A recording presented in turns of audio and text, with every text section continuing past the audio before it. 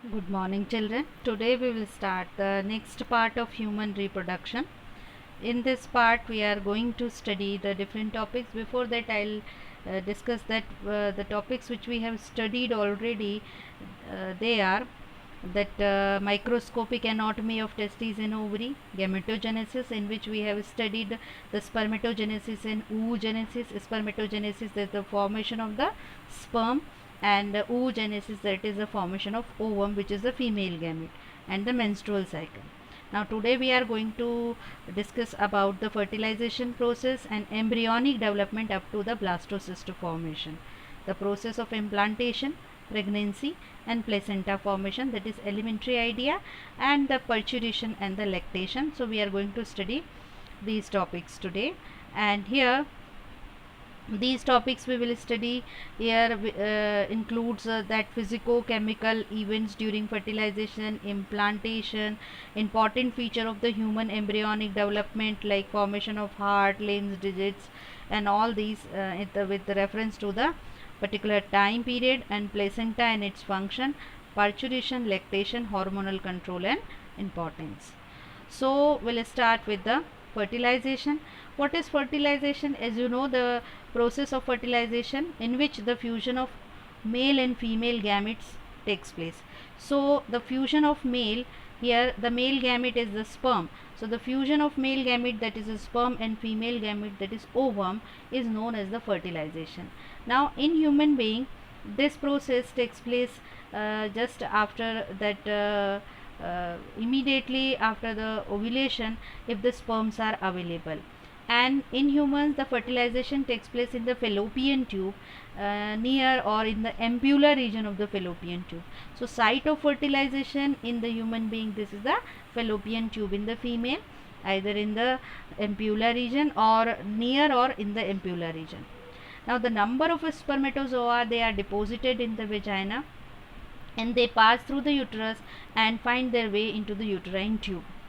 Here resistance is offered by the fallopian tube, so that is also overcome by the sperm, that we will study in detail further. Then the sperm enters the ovum, fertilization takes place, and ovum completes its second meiotic division, formation of zygote takes place, and after the that formation of zygote, it enters into the uterus, and it undergoes changes, it undergoes implantation, and then it undergoes continuous mitosis, and zygote develops into the embryo.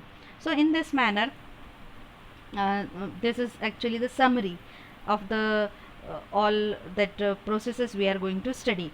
So we'll start with the fertilization. That fertilization, during fertilization, what happens, mechanism of fertilization, many chemical and the physical events takes place during fertilization. So we are going to study the physico-chemical events during the fertilization process. So the first that event we are going to study, that is the insemination and the capacitation of the sperm. What is insemination? Insemination is actually the deposition of a sperm into the vagina. For fertilization to occur, the sperm and ovum must come in contact with each other, and the sperm, they are as semen deposited in the vagina during the coitus. Sperm, they enter into the uterus through the cervix, which is guarded by the mucus plug, and at the time of ovulation, this plug becomes soft and allow the entry of sperm into the uterus. Now here one thing is there, that only that 5% of the sperm, they actually enter the uterus, but as they enter into the uterus, they have to face the resistance.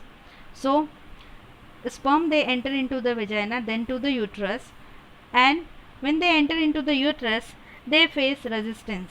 This resistance is offered by the uterus as well as the fallopian tube. So the cilia of the fallopian tube also offer the resistance to the sperm in the entry. So most of the sperms are unable to face this resistance and they become immobile. But some of the sperm, they undergo certain changes to face this resistance, and these changes collectively, they are referred as the capacitation. So next we are going to study the capacitation. So in order to cope up with this resistance which is faced, means this is a kind of a struggle which is faced by the sperm. So some of the sperm, they become immobile and they cannot go further there in the uterus, but some other, they develop some changes, certain changes, in order to face this resistance or the struggle, and these that this process is actually collectively known as the capacitation. So let me see what are the changes taking place in the capacitation. So sperm capacitation involves entry of the calcium ions. So entry of large number of calcium ions into sperm. So these ions probably provided by the viscous that fluid of the glands of fallopian tube. So these calcium ions, they are present in the fluid of the that fallopian tubes, in the glands of fallopian tubes.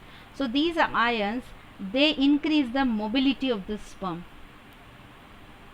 Then this increased they increased the metabolism further, so increases the sperm motility, and the gentle movement of tail, there's a tail of the sperm now changes into the vigorous whip like movement. Means in simple words we will say that it increases their mobility or their motility, their speed. So vigorous whip like movement takes place in the tail region of the sperm.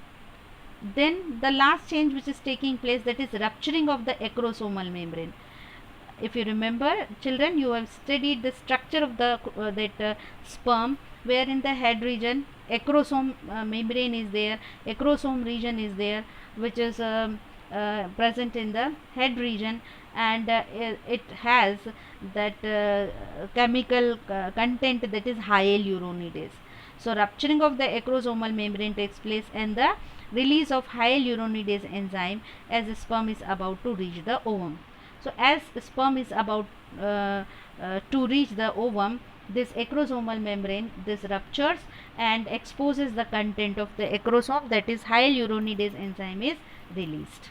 So this is the first step, insemination and capacitation of the sperm. Now the next is their entry of a sperm into the ooplasm and the activation of the ovum. Means this sperm, they enter into the ooplasm, that is the fluid of the ovum. So now sperm enters into the ovum and the activation of ovum takes place. So what are the changes takes place here? Let me see with the help of diagram. So here first the sperm, it makes the contact with the egg, it travels towards the egg. Now here at the point of entry, okay, hyaluronidase enzyme which is secreted, as I said you that acrosome which reacts with the zona pellucida, and hydrolytic enzyme is released. This hydrolytic enzyme is the hyaluronidase. So hyaluronidase enzyme, it dissolves the zona pellucida. This is zona pellucida. It is dissolved by the hyaluronidase enzyme, and now the acrosome reacts with the perivitelline space. So it goes out towards the perivitelline space. Now here the membrane of the egg is there. Now at this time, what happens? At this time, the compatibility of the sperm for ovum is checked. Understood? Whether this sperm is compatible for the ovum in the fusion process or not. So the ovum here releases certain chemicals that is known as fertilizing. So this is the ovum and it releases certain chemicals that is known as the fertilizing, and these fertilizing, they are complementary to the anti-fertilizing which is released by the sperm. So ovum releases fertilizing and sperm here releases anti-fertilizing, and both these are compatible. This reaction is known as the lock and key reaction. Lock and key reaction. So if the compatibility is there, then what happens? The sperm can enter into the ovum. So it can enter the ovum only after this compatibility checkup. So understood? Here the lock and key mechanism in order to check the compatibility of the sperm for the ovum. Now as soon as the first sperm enter the ooplasm. Now you can see there the sperm, plasma membrane of the sperm and egg, they fuse, and sperm now enters into the egg here. So as soon as the first sperm, it enters the ooplasm, this is the ooplasm, it enters to the ooplasm, the zona pellucida changes chemically and become impermeable. This is the zona pellucida. So this zona pellucida, it becomes impermeable chemically because it undergoes some chemical change, and it becomes impermeable for the entry of other sperms. Means as the one sperm enters into the ooplasm, here the head region actually, it enters, at that time chemical changes takes place in the zona pellucida in order to make it impermeable for other sperms, so other sperms cannot enter. This is known as the cortical reactions. That cortical granules fuses with the egg plasma membrane, which renders the vitelline layer impenetrable to the sperm, means further sperm cannot enter. So thus only one sperm enters the ovum, and this phenomenon is known as monospermy. Mono means single, spermy means sperm. Now this entry of a sperm, it activates the ovum, and activated ovum now completes its second meiotic division. So let me see there further the process here. The second meiotic division starts. So let me see here. After the sperm penetrates the secondary oocyte, because here what is there in the that ovum, this is the secondary oocyte. So after the sperm penetrates the secondary oocyte, the oocyte completes the meiosis II, as we have studied that it is actually arrested at the metaphase stage. So this oocyte completes the meiosis II, forming the ovum and the second polar body. So the first polar body, it divides and then it forms the second polar body, and further the second meiotic division of the oocyte also taking place. So as a result, what happens, a second polar body, it is extruded and the mature ovum is formed containing a haploid female pronucleus. So here you will see this is haploid female pronucleus and this is the male pronucleus. So in this time the head of the sperm also gets separated from the middle piece and the tail. So middle piece and the tail, it is being separated, only the head region here it enters into the ovum, and now it is changed into the male pronucleus. So this is the male pronucleus. Now the third step, that is the formation of zygote.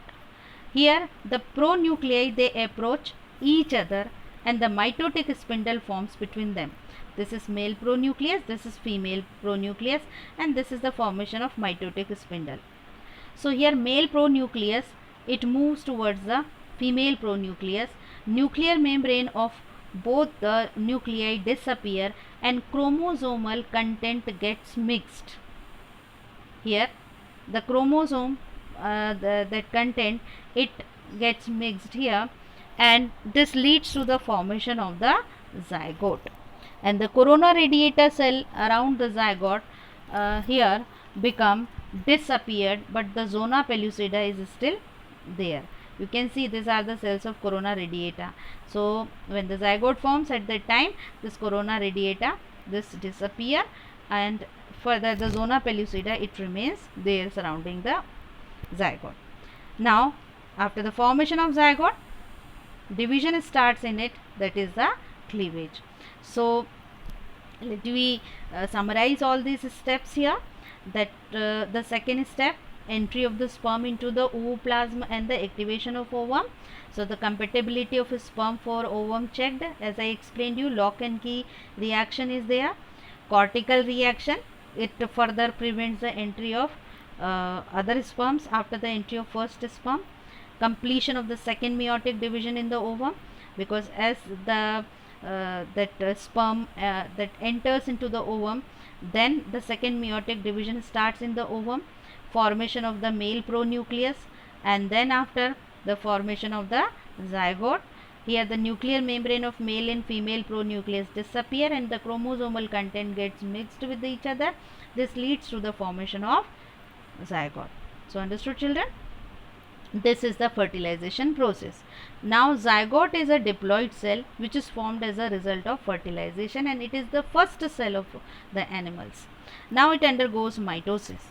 And here one more thing I want to tell you about the fertilization, that fertilization forms the zygote and it reestablishes the normal diploid chromosome number of the organism, because now the zygote which is formed, it is being diploid, because by the fusion of two gametes which are the haploid one, the zygote is formed, the zygote is diploid, so it restores the diploid condition in the individual. Now this fertilization, it triggers the cleavage also, that is for the division and necessary for the formation of embryo. So these are the significant points of the fertilization. Now we will do the cleavage and the embryonic development. What is cleavage? Cleavage is actually a series of repeated mitotic division. As zygote forms there, it undergoes many mitotic division. Mitosis होता रहेगा बार बार उसके अंदर, zygote के अंदर, fertilized egg के अंदर, and this is known as the cleavage. So what is cleavage? The process of progressive subdivision of the zygote by mitotic cell division into an increasing number of cells of progressively decreasing size. Means number of cells तो increase हो रही हैं लेकिन cell का size decrease होता है. तो इस तरीके से लगातार डिवीजन होता है fertilized egg या zygote के अंदर. This cleavage was first observed by the Swaminarayan in 1738 in the egg of frog. Now we will study that cleavage in the human being. So cleavage in human being, it starts immediately after the fertilization. It involves rapid, rhythmic and repeated mitotic division. However, the rate of divisions in mammals is slower than the rate of other animals. So now we will see here. As we know that the egg of the human being is alethal, that is without yolk. So the cleavage is holoblastic. Holoblastic means the complete, means egg divides through the complete plane. So the cleavage is holoblastic, it is complete. Then the divisions they occur, they are irregular divisions. There is no synchrony in the cleavage process. So first division which is taking place, it is the vertical one but unequal. Unequal, what does it mean?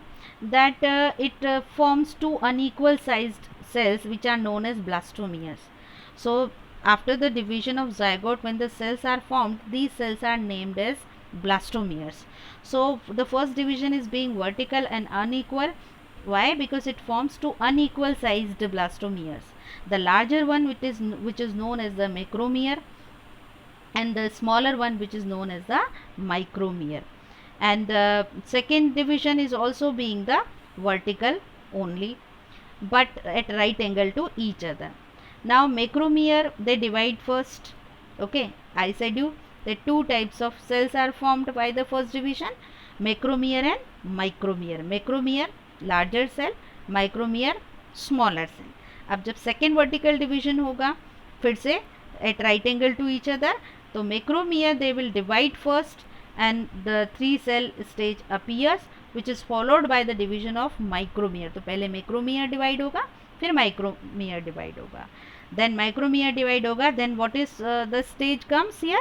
As a result of this, embryo becomes 4 celled. Okay, so these two unequal cells they will divide and then what is formed? 4 celled embryo is formed. Now there will be further division in this 4 celled embryo, then it will form the 16 celled solid ball like structure that is called as morula. Morula now reaches the uterus where the implantation occurs. So morula is the ball like structure. Its name is morula because it resembles a mulberry fruit. The botanical name of the mulberry plant is Morus alba. So because of its appearance like the fruit of mulberry, that plant, so its name is morula. So in the morula again we will see there are two types of cells in the morula, these two types of cells are there, macromere and micromere. Understood? Macromere, which are the larger cells, and micromere are the smaller cells. So this macromere and micromere, they have their different functions.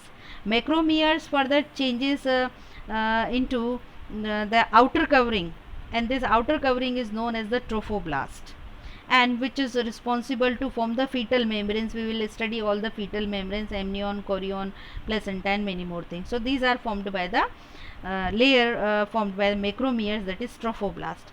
And the micromeres, they form the solid, that mass of cells in the inner side there of the morula, that is inner cell mass, and which develops into the embryo proper. So understood, children? This is the types of cells present in the morula and their functions. Now morula reaches the uterus where the implantation occurs. So let me study the process of implantation with the help of this diagram.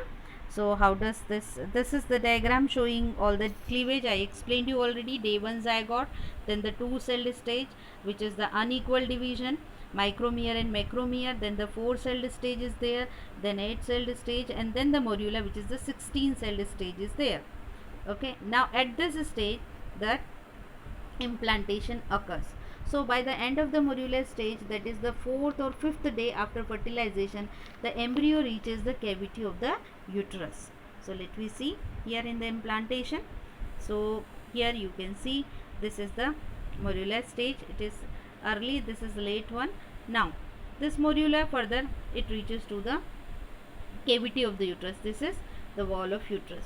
By this time endometrium means it is the inner wall of the uterus, that is endometrium. It becomes fully prepared to receive the morula under the effect of female hormones. Now morula in the uterine cavity, it floats about 2 days. It floats about 2 days, and on about 7th day of fertilization it gets attached to the wall of the uterus. You can see here it gets attached to the, this is the endometrium, the wall of the uterus, and here this is the morula. Days 6 and 7 after fertilization, this morula further it changes into the another stage, that is the blastocyst also. So that we will discuss afterwards. So now it undergoes changes and then it attaches itself to the wall of the uterus, and this is known as the implantation. Just before this, the zona pellucida, it disappears, and during implantation the embryo, that is morula, it produces a hormone, that is the HCG, human chorionic gonadotropin hormone, which plays an important role in the implantation. So this hormone which is secreted by the morula, it helps in the implantation of this structure. Meanwhile the morula undergoes blastulation. अब जैसे ही morula यहाँ पर implantation होगा, then again it will undergo changes, that is known as blastulation. और blastulation के बाद ये change हो जाएगा blastocystum. And by the 11th day of fertilization, ये जो blastocyst है, it becomes fully embedded in the uterine wall. Here you will see it is at the surface of the uterine wall only, but further it goes and sinks down in the uterine wall or the endometrium. So it is fully embedded by the 11th day of the fertilization, and after implantation the uterine endometrium undergoes changes. So when it goes sinks here in the uterine wall, then the uterine wall also undergoes changes here, and now it is known as the decidua, which is divided into the different portions.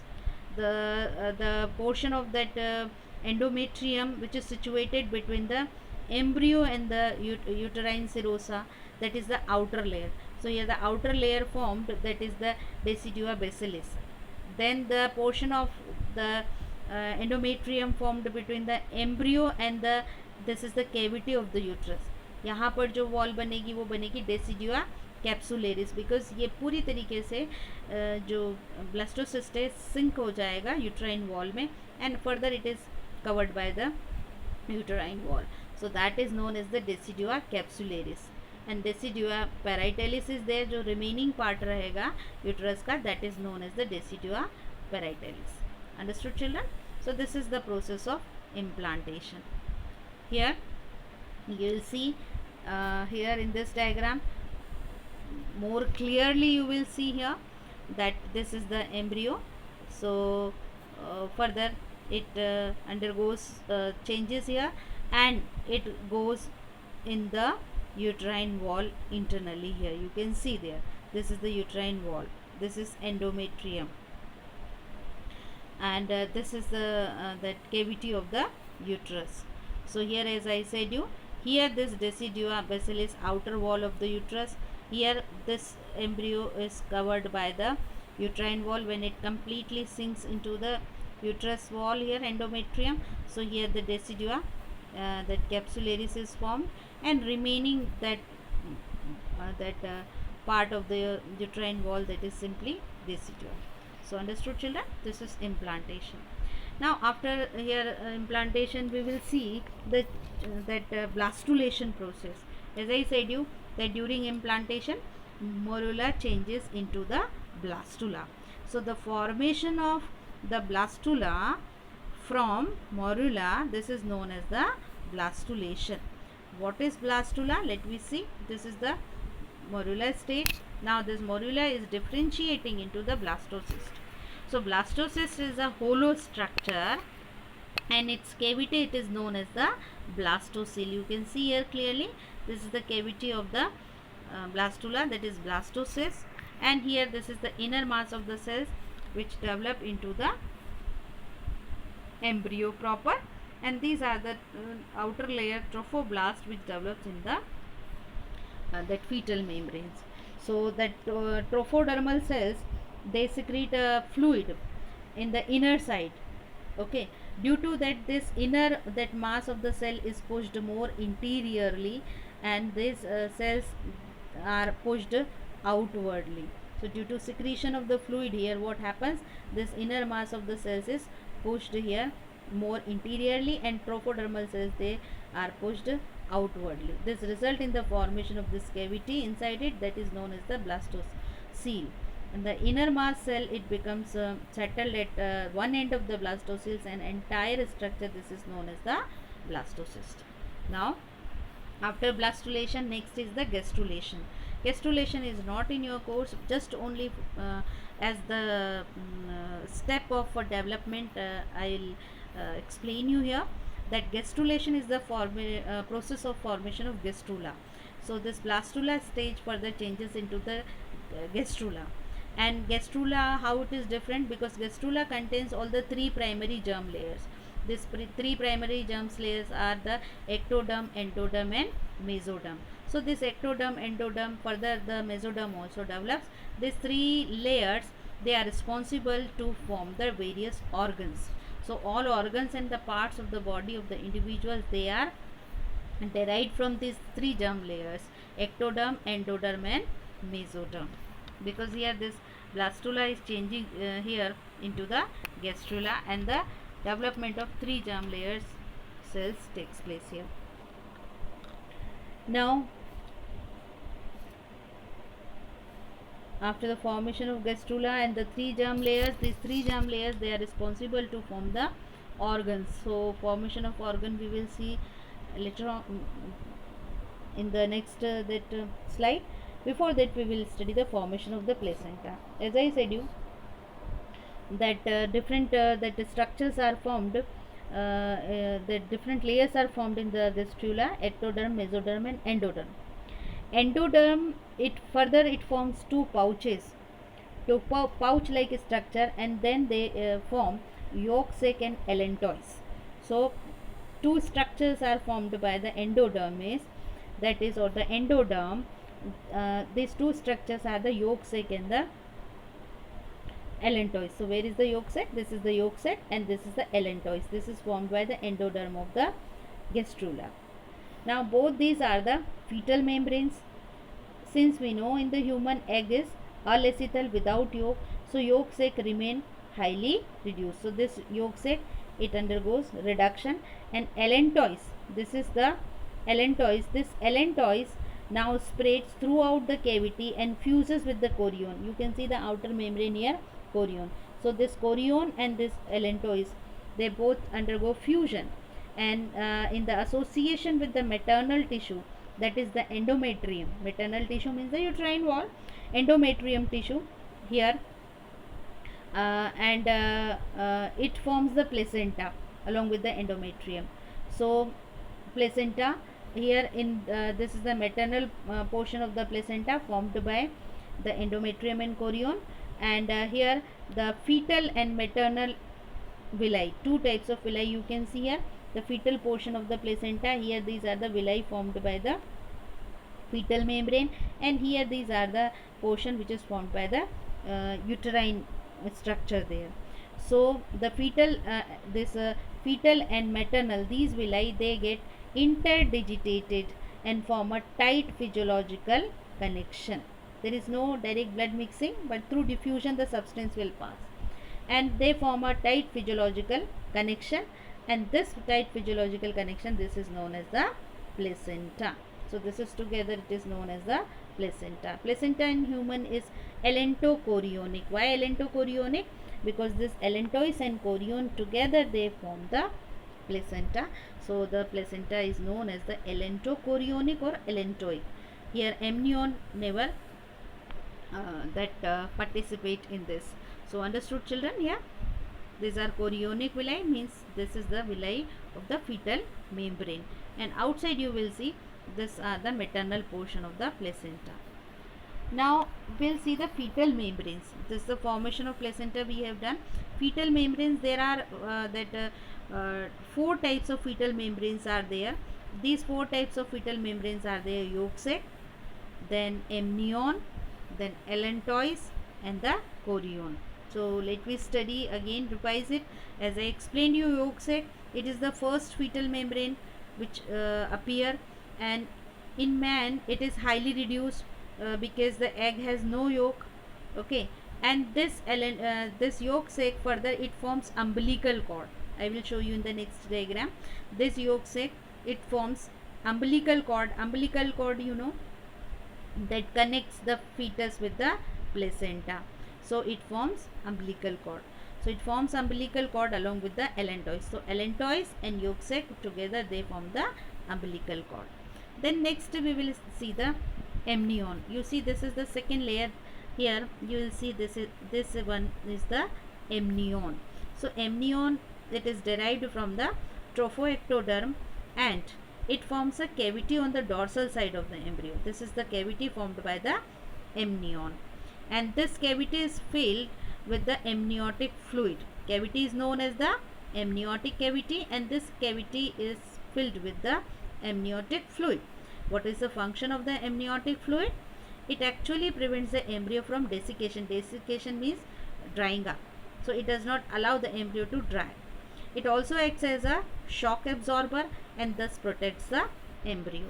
Now next layer we will see the chorion. Chorion, you can see the outermost layer, chorion. So chorion is the large one and covers the embryo from all sides. You can see it is covering the embryo from all sides, chorion. It is also deriving from the trophoderm of the blastocyst. What is the function of the chorion? That its important role in formation of placenta. Just now I explained you that chorion and allantois together, they form the placenta. So it forms the placenta. It combines with the allantois and form placenta, and also serve to protect the entire embryo. Now we will come to the allantois. As I explained you, this is the allantois. It is the last membrane to appear. It is derived from the extraembryonic endoderm. And what is the function of allantois? Help to supply absorbed food to the embryo, because you know this allantois and yolk sac, further they form the umbilical cord. So it helps to supply the absorbed food material to the embryo, and along with chorion it forms the placental villi also. And it also serves as a temporary urinary bladder of the embryo. So understood, children? The four membranes: yolk sac, allantois, amnion, and chorion. So all these fetal membranes you have seen. Here also you can see with this diagram also. Here chorion is not here. Yes, chorion is shown. This is the chorion, and the next is the amniotic sac. This is the amniotic membrane. This is amniotic cavity where the amniotic fluid is present, and here you will see the umbilical cord, which is formed by the yolk sac. Okay, as I explained you, yolk sac and allantois together, now they form the umbilical cord. This umbilical cord connects the fetus and the placenta. You can see here, this is the placenta, these are the villi. These are the villi, that is the formed by the placenta. Membrane here, formed by the here in the placenta, the membrane, that is the chorion and the allantois, they form this villi. And here you will see these are the uterine wall, and the uterine wall, they are also forming the villi. This is in this manner, this villi, they are connected with the uterine villi. Now the functions of placenta. So function of placenta, first it acts like the lungs in order to transfer the gases. Here, like the carbon dioxide and oxygen, both are undergoing diffusion, and oxygen coming from the maternal blood, and carbon dioxide diffusing out. And also it supplies the nutrients, the waste products also. That is why its functions are respiratory, as transfer the gases, as transfers the nutrients, so it is being nutritive in the function, so working as the digestive system of the developing fetus. And as the it means transfers the waste product also from fetus to the maternal blood, so it is working as the excretory organ also, that is the kidney, you can call it as kidney also. So placenta allows the disposal of the waste product, so it is known as the ureter also. And respiratory, as it allows the diffusion of the gases. Then its function is endocrine also. I will explain you endocrine. Why? Because it secretes that enzymes also, like chorionic gonadotropin, here the chorionic corticotropin, chorionic somatomemotropin, estrogens, progesterone, relaxin, many enzymes are secreted, so that is why it is being endocrine in the nature. And many drugs can also cross the placental barrier also. Some important are pethidine and anesthetics are there. If used during labor, these drugs thus can damage the fetus. So here the placenta, it acts as the barrier also. Then immunological function, yes, many immunoglobulin molecules, that is the antibodies, from the maternal circulation can cross to the placental barrier and provide passive immunity to the fetus. Some notable antibodies that cross placenta are they are the antibodies against diphtheria, scarlet fever, smallpox, measles. Okay, these antibody, they cross through the placenta and protect the fetus from the various diseases. Now we'll study the formation of organs. So this one more diagram here, I am showing you all the structures in detail, as I already taught to you that this is the uterine muscular, uterine, that blood vessels are there. And here you will see this is the umbilical cord, and chorionic, that membrane is there, chorionic, here the cavity. Then all these layers already you have studied, just for revision. Intervillous space is there. This is amniotic sac, this is amniotic fluid, you can see here amniotic cavity, yolk sac, and here which is being reduced further, this decidua parietalis, this is the endometrium wall, as I explained you. This is decidua basalis, outer layer of the uterus. Here means outer of this embryo. Okay, then decidua capsularis, that is the inner wall, inner to the embryo, means inner wall of uterus with inner to the embryo. And the cervical mucus plug, this is the cervix, that is known as the means the opening of the uterus.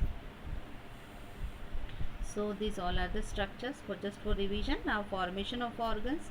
So as I explained you that all organs and the parts of the body, they are derived from the three germ layers.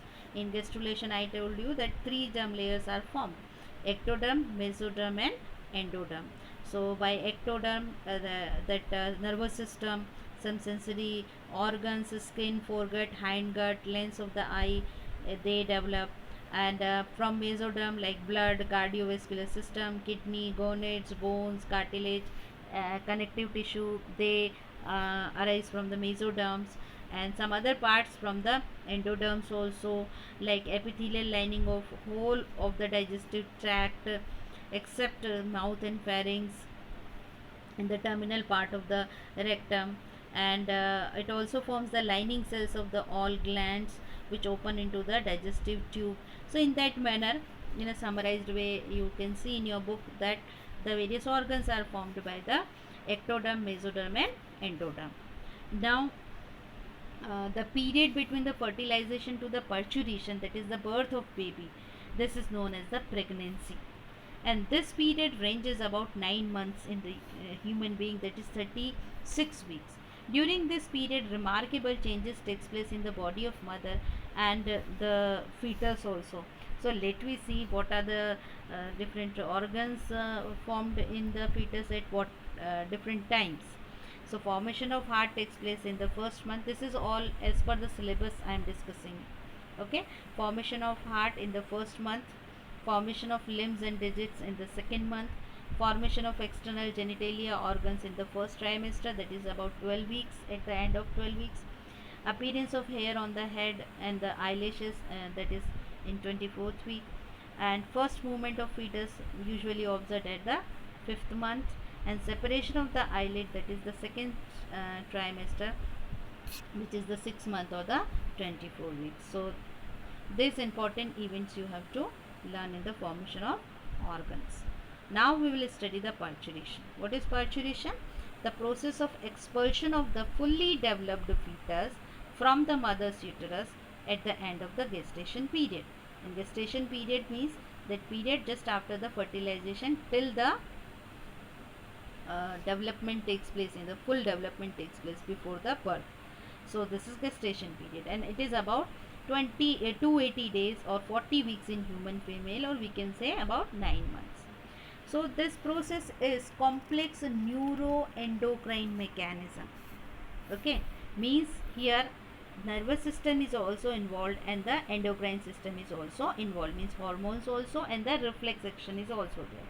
So it is a complex neuroendocrine mechanism. So here how does it takes place?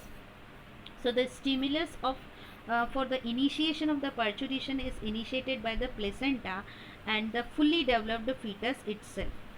Towards the end of gestation period, there is an increased secretion of ACTH, that is the adrenocorticotropic hormone, from the anterior pituitary gland of the fetus. तो जैसे gestation period पूरा होता है तब stimulation दिया जाता है, किसके थ्रू? फीटस के थ्रू. किस फॉर्म में? by secretion of the ACTH. So secretion of ACTH from the anterior pituitary gland of the fetus, which further stimulates fetal adrenal gland to secrete more cortisol. जब भी cortisol secrete होगा adrenal gland से fetus की, then this diffuses into the maternal blood. अब ये diffuse होगा maternal blood में, which one? This cortisol, and which stimulates the release of oxytocin hormone, and this oxytocin will be released from the mother's posterior pituitary. So understood, children? This is the endocrine mechanism. Now let me see the different stages in the parturition. So the 3 stages in the parturition we will study. The first stage is the dilation. So in dilation, what happens here? The oxytocin which is released by the posterior pituitary of the mother, it causes forceful contraction of the smooth muscles of myometrium. Myometrium means the wall of uterus. So there will be contraction in the smooth muscles of the uterine wall, and in the early stages uterine contraction occurs slowly at the interval of 20 to 30 minutes and last about 40 seconds. Now these forceful contraction of the smooth muscles, these are accompanied by slight pain, and that we will call as the labor pain. So the first stage, the dilation and the labor pain. As the labor progresses, this contraction becomes stronger and more frequent, and these contractions facilitate the dilation of the cervix. That is why the name is the dilation. So this continuous contraction of the smooth muscles, it actually facilitate the dilation of the cervix. So opening, that is cervix is the opening of the uterus, so it undergoes dilation. Now the second stage is there, that is expulsion. Due to force of contraction, the amnion ruptures, because continuous that contraction is taking place in the uterine wall, so it causes amnion to rupture. You have studied the amniotic fluid, and the amnion membrane is there. It ruptures and amniotic fluid comes out, and fetus is expelled out of the uterus through the birth canal by the effect of enzyme relaxin, here sorry, hormone relaxin. So relaxin hormone is there and released by the ovarian placenta. So here this hormone relaxin is released by ovarian placenta, and this causes the dissolution of the bundle of collagen fibers, thus helping in the relaxation of pubic symphysis, that is joint between the pubic bones. So it undergoes relaxation. Now the third stage, that is the placental stage, because in the second stage itself the fetus is expelled out. Third stage, placental stage, is there. Here what happens, the placenta expelled out through the vagina. So as with the expulsion of the child, the cavity of the uterus is greatly diminished, and as a consequence the site of the placental attachment become reduced in size, with the result of that the placenta is separated in many places from the membrane lining the uterus, and within a few minutes that subsequent uterine contractions uh, complete the separation and force the placenta into vagina, and now this placenta, it is expelled out through the vagina. So this stage of labor is of relatively shorter duration, lasting for only 15 minutes. Now here I wrote here that fetal ejection reflex here. So how does it take place? Because parturition is a means a complex neuroendocrine mechanism. So the signals are initiated from the fully developed fetus and the placenta. These signals cause mild contraction in the uterus, and these contraction are known as the fetal ejection reflex, which causes this expelling out of the fetus. So these reflex then trigger the release of oxytocin from the pituitary gland. That is why this process is means known as the neuroendocrine, means it follows the neuroendocrine mechanism. So this is parturition. Now after parturition, the next that process is the lactation.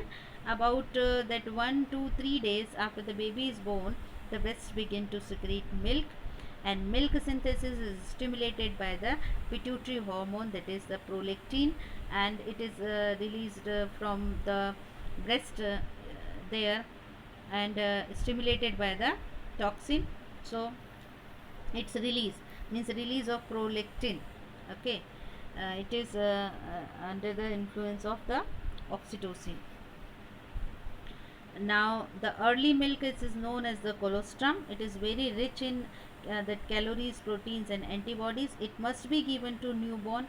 It provides natural immunity, that is the passive immunity. It contains already the antibodies in it. So children, understood?